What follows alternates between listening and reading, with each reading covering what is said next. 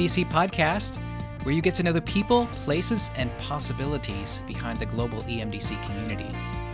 We're glad you are watching or listening. I'm your host, Tim Cowley of Expat Media Pro and Global Creatives Collective. My co-host is the founder of EMDC, Steve Ballman. EMDC is a global community of Jesus followers who have been generally meeting together at a conference venue each year. In 2020, we rolled out an online platform for ongoing training and connecting, and with that, a big growth in serving and connecting more people into our network. Through this podcast, we aim to create community and provide encouragement by talking with communication experts who use their particular expertise to more effectively share the gospel in mainly non-Christian regions. Episodes 17 and 18, recorded on June 16, 2021, feature Johannes and Sharon Merz, both of whom are anthropologists with SIL. For the past several years, they have been leading a training track at EMDC called Culturally Intelligent Media.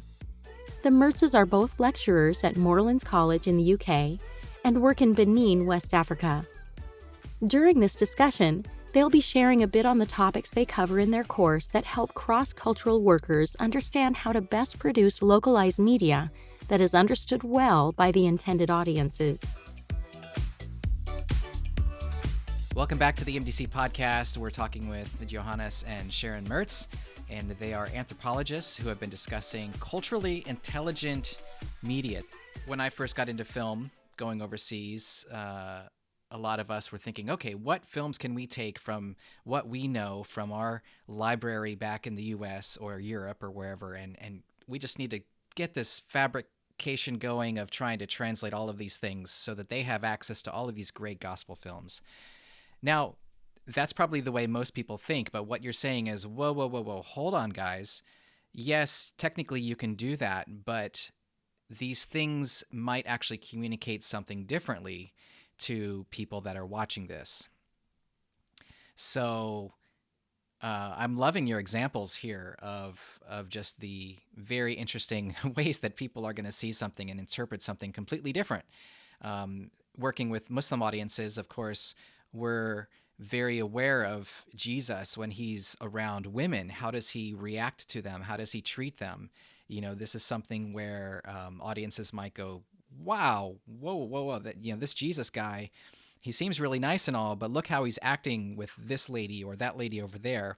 You know, these are concepts that unless we go deep into another culture, we will never even consider and think about. So your teaching, your instruction is certainly really important.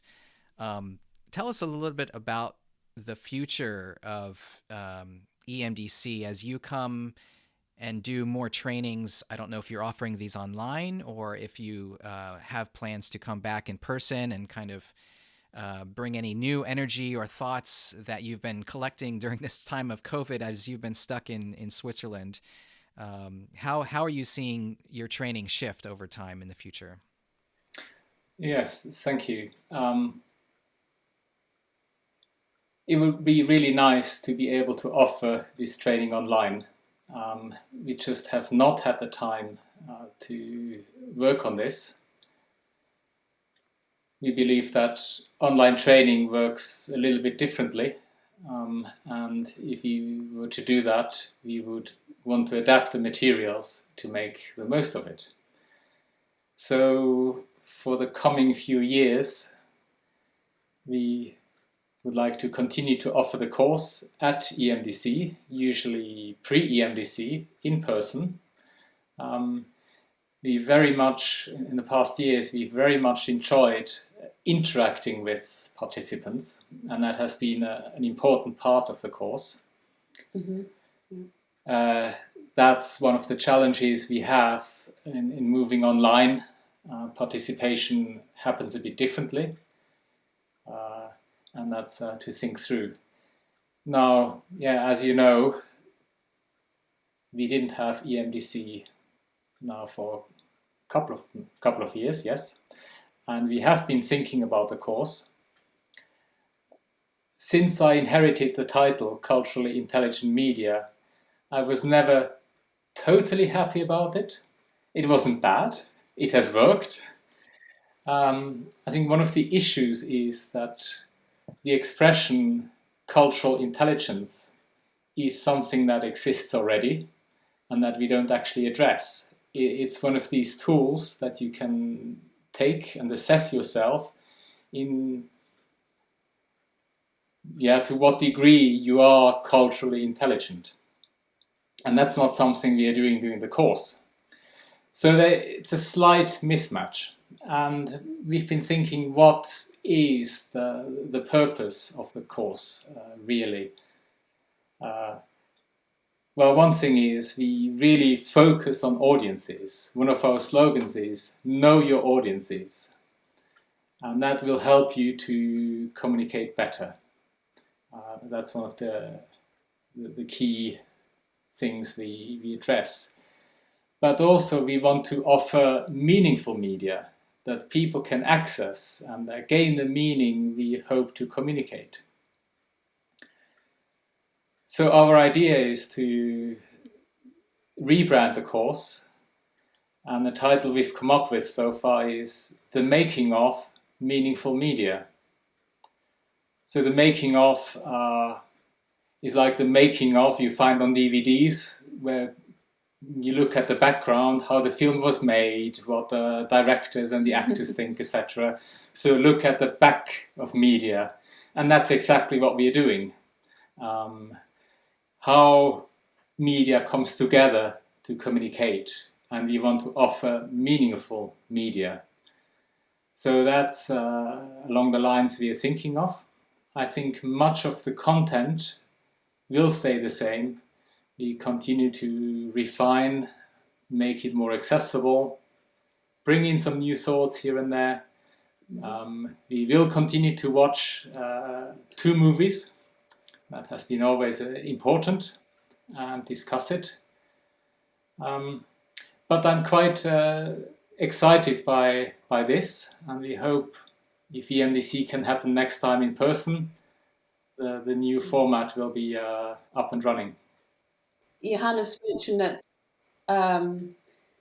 the participative part of the course is very important. I think this is where our course differs a little bit from some of the other courses, which are a bit more technologically orientated or have possibly a less complex issues, where you can more easily adapt the courses to be offered online. A huge part of the course, especially as it's anthropological in nature, is that possibility for people to come together, share their experiences, dialogue together, and learn from each other. And that's where offering the course online, we see is that's the biggest challenge. So at the moment we are working on our first online course and transforming the materials to allow for that possibility for people to really think through some of the issues and deal with them when we know that they can't actually interact with us. It's taking hours to rework all the information and think, how can we make sure that we're getting this across? Are people really understanding the principles we're trying to teach them? And so it's not going to be impossible. I mean, it's a huge challenge, but we're getting there. But this is just the course we're working on at the moment is a more introductory course in some basic anthropological principles. It's not dealing with, it's still dealing with complex issues, but not quite as complex as the course for EMDC. So it's not that we're opposed to doing an online course. It's just it'll take a lot of work and time, and we want to do it well. We want to make a good media product which communicates meaningfully. I certainly can confirm that what Sharon is saying, that after this year of doing EMDC online classes and training tracks, I can see that it's not nearly as interactive and hands-on as they would like, and as I would like, as most people would like. We've been basically doing the best we can with it, but I can see why they haven't taken a large amount of time to develop an online course, because it really would lack something in a lot of ways. I am happy to hear of your development, making of meaningful media. It sounds like a great idea. And I wanted to go back to something that Tim said. It's not just sometimes that we create things that don't communicate what we're trying to communicate. Sometimes we create things that communicate the opposite, And so Bible translators face this too, when Jesus said, "You brood of vipers," then some people in some cultures, vipers are venerated, and held up high. So they take that as a compliment, so there has to be some kind of a understanding. And the lower we go with this, the more locally that we can push down the message and understanding of the local culture, the better we have to communicate the gospel and the true story behind the word of God. And I think that that's why this idea of doing local productions is good, and we've tried to move in that direction. But of course, obviously, there's not the technology and the funding and whatever. So there will always be this tension of some Western product that's really got all of the bells and whistles, as we say, or all of the high production value, and it comes into a place and someone's excited about putting that in that language, even though it may not do in that language what we think it does. So there are several different conversations we're having here, taking something that's already been done. Is that appropriate here? How to best get a local production and how to make that the most appropriate and communicate the message. And I think that, this on-site several days looking at examples is the best way to do it. I will share with you that my biggest regret so far has been that we couldn't stack pre-EMDC days together. For instance, put these guys as a pre-EMDC so that we don't have their course at the same time, whereas someone else is learning how to make a media product, maybe not even considering these things, reinforcing bad habits maybe. Whereas if they had had some of these ideas ahead of time, maybe they wouldn't do what they did. See, so it's a tricky thing to know. Do you wait till you know everything before you start? Do you start and make mistakes and then you move on? But a person in media has to be willing to say, yeah, I made that product and I realize now that it's not as good for the situation as I thought it was. And that takes a lot of virtue in a person to be willing to say his product is not as good for the people as he thought it was, and to backtrack and to do it again, or to take scenes out or parts out or whatever. It's difficult for someone, because once they've got their life and their time invested in it, then it's difficult for them to want to see that. So that's why I've been thinking that the earlier we can get these ideas out to people, the better. So we've been trying to offer that at EMDC, hoping that people would take this course and then maybe build on their media skills after that. Sometimes it's backwards, and that's what causes some, tension and pain, as it were, in people's minds. Yeah, I feel like we, as a filmmaker, a media guy, I'm looking at all of these people that we've been discussing things with on the podcast going, wow, I do need to actually not just go to the filmmaking side of things, but say, how can I do this well? How can I take making media with meaning, or, how can I go to the course about ethno arts? That was another great topic that we talked about, or even orality and storytelling, all these places where I've heard the names, but I haven't understood how it would assist me on the field, because I'm just looking to hang out with other filmmakers. But this is just mind-blowing, really. We need to understand the best way of making anything that we plan to make. And to do that, you have to get onto the heart level, the deep level, not just fly in from the States, film something that you think looks good and hand it over and say, done, project finished. There's so much more to this. It's not black and white, guys. And speaking of making mistakes and being willing to admit it, see, I just made a cultural one because I said Jesus said brood of vipers, but it was John the Baptist. Now, what if I had put that into a film or something? You see, this is the kind of thing we can get yourself into, and so you need checking and insight from outside people. So I've just illustrated that perfectly for us. This sounds like a good spot to take a quick break to check in with our sponsor, and we will be right back after this. EMDC.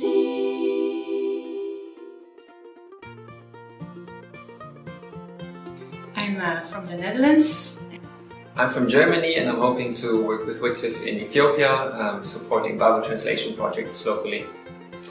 I'm from Russia, and I'm going to Ghana to support Bible translation work as a linguist.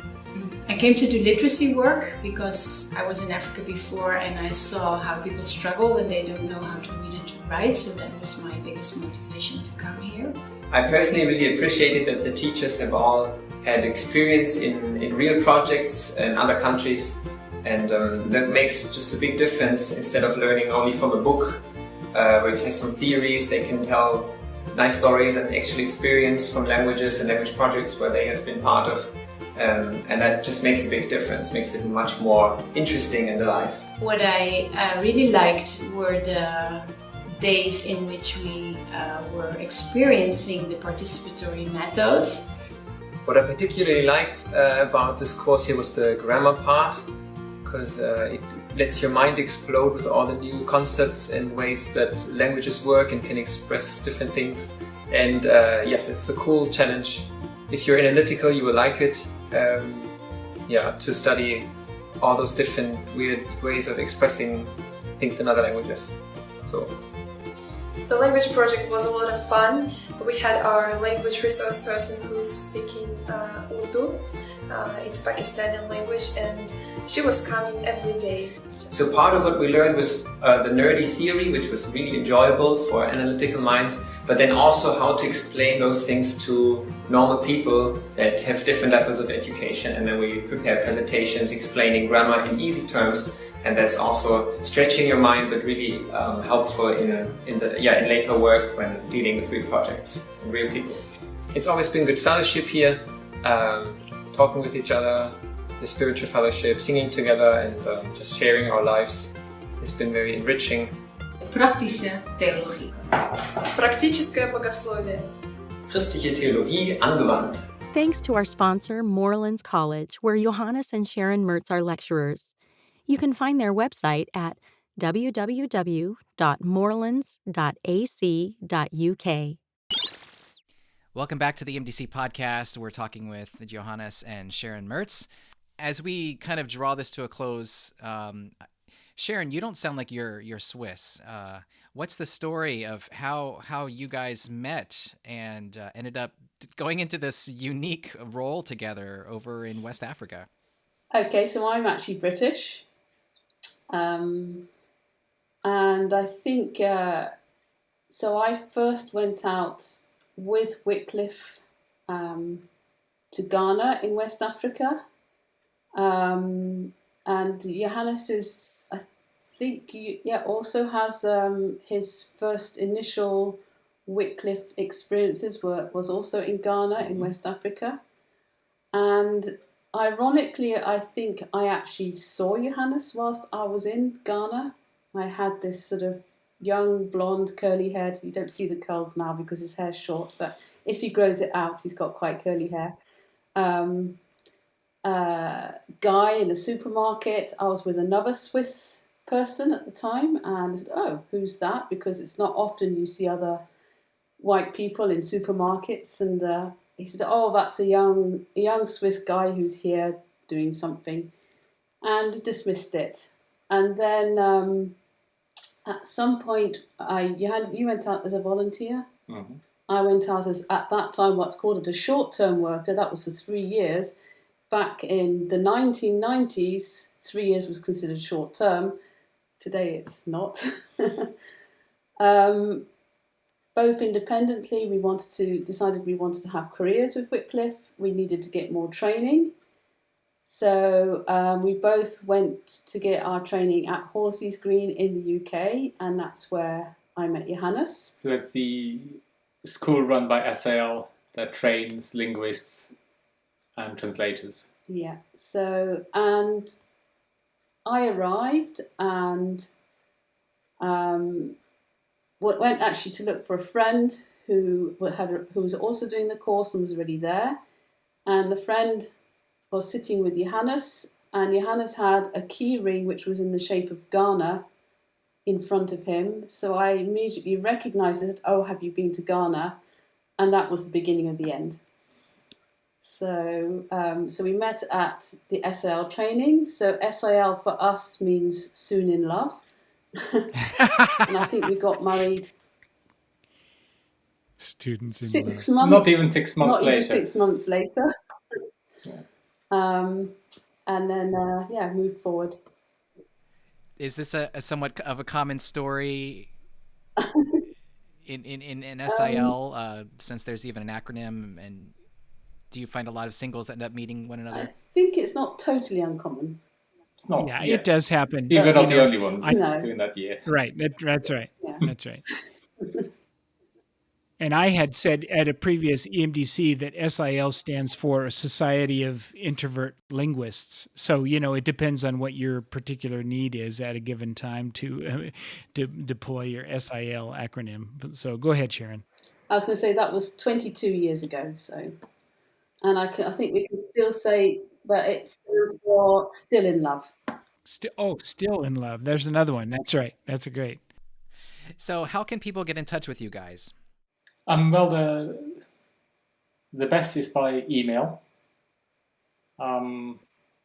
It's Johannes_Merz@sal.org.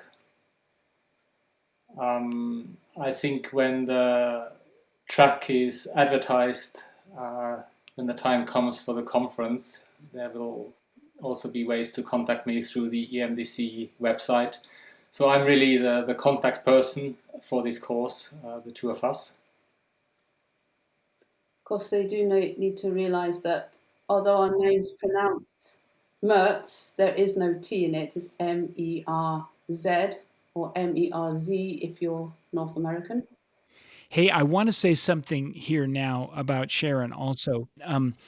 That Sharon is the International Anthropology coordinator for SIL. So they have several things going on, so, and I also want to say that SIL is, we do a lot of Bible translation and language development, but as we discussed earlier, we have moved into other areas now, anthropology, literacy, trauma healing even, and we do offer to it as much as we're able, and I don't want to get the Merz in too deep here, but we do offer that consultant, skills to other organizations. I'm not saying that I'm not promoting them to do that. I'm just saying historically, as a rule, we are there on the field to help other organizations. And I think that's the way that Merz feel also.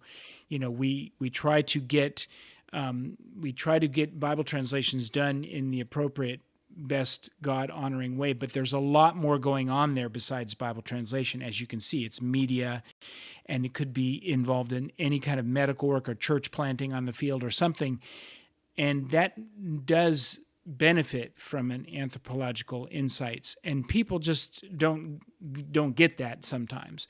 So I do want to stress the idea that you could look on what Sharon does as the anthropology coordinator, international anthropology coordinator, and that is a wide range of insights that we provide into a lot of different organizations.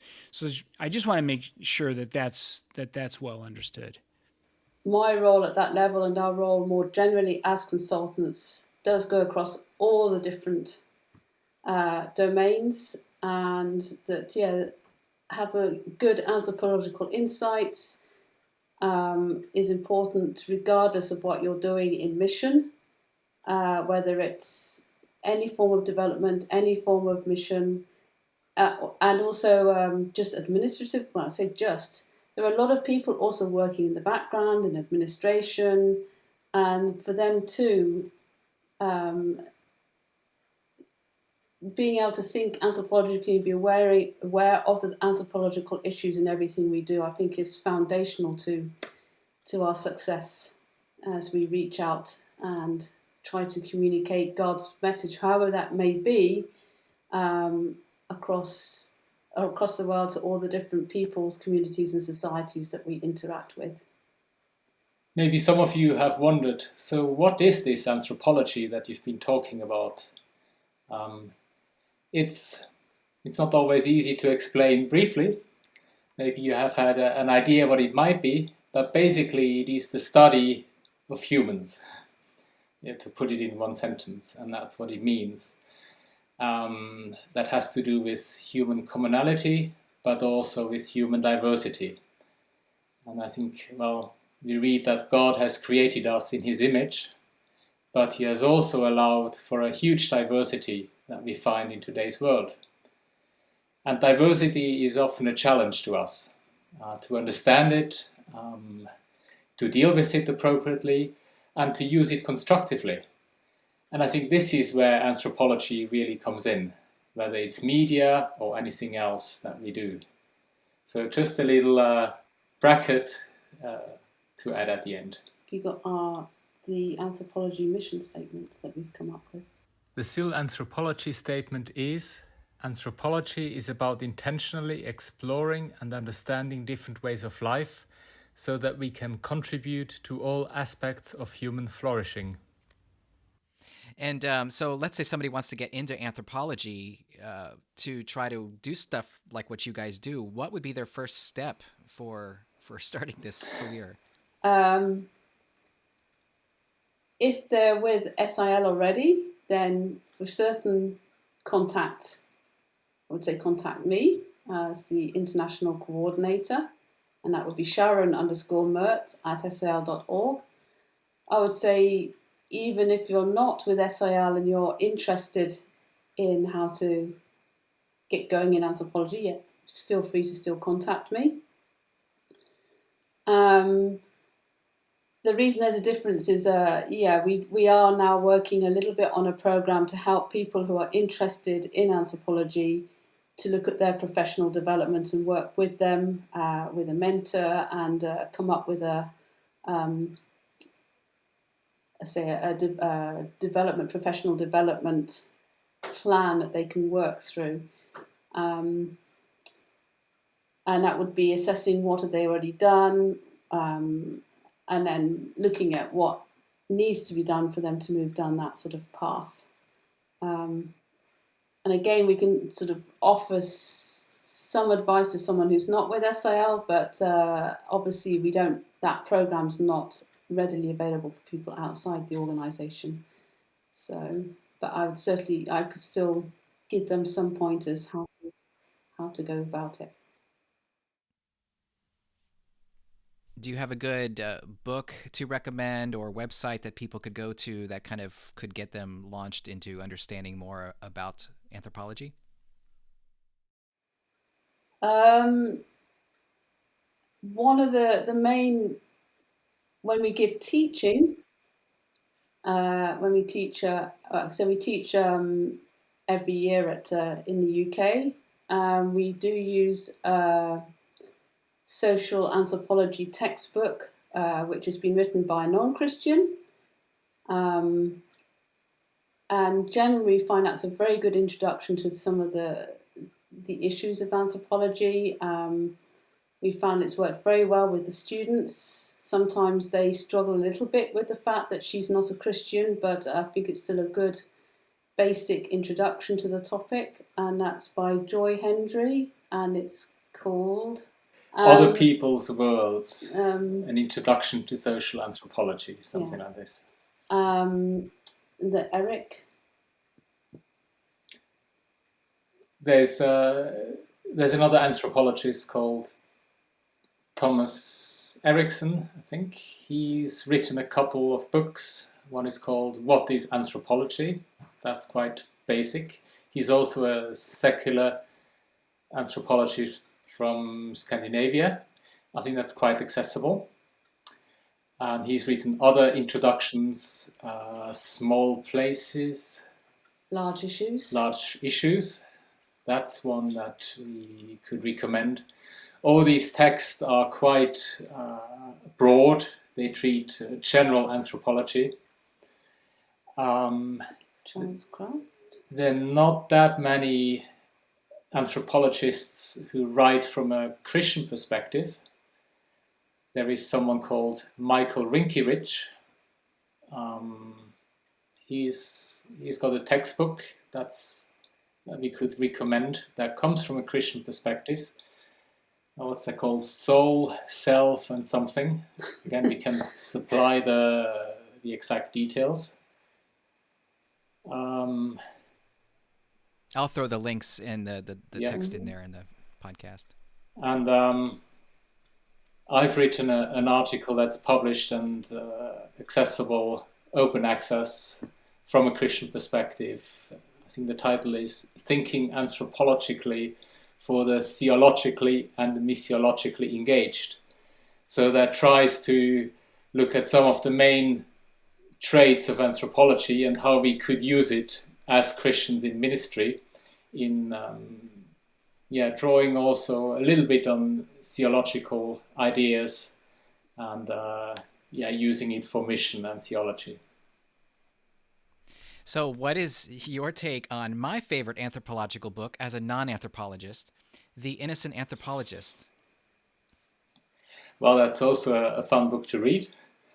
It's written with a lot of humor, and I think it recounts some of the challenges that an anthropologist encounters when living and working in a part of the world that's totally different. I think he was in Cameroon, if I remember correctly.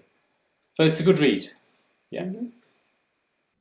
A little bit crass for some, so be warned, it's not coming from a Christian perspective, but yeah, it's certainly very humorous and does open up some of those worlds that just make you go, what is going on here? Well, thanks again, guys. It's been great to have you. We look forward to seeing you in person when we can all get together again. Maybe even online at some point, if anything comes of those efforts. And God bless you as you try to help the rest of all of us understand how we can best use our skills. That's right. That's a big job. Yeah. Very big. This wraps up our discussion with Johannes and Sharon Merz, trainers in the newly rebranded Making of Meaningful Media course. For the final 2 episodes of Season 1, we will hear from David Gray, Wayne Dye, and Michelle Peterson as they talk about scripture engagement, the end goal of all our topics covered at EMDC, as well as in our podcast episodes. Thanks for tuning in to the EMDC podcast. Feel free to share it in public forums with those you think will find interest in our topics. If you have any comments, do reach out by emailing podcast@emdc.live. Head over to emdc.info to learn about our upcoming online trainings, read our blog, find resources, or learn about our physical conferences. Original theme music is created by our very own Schwartz Gray Band.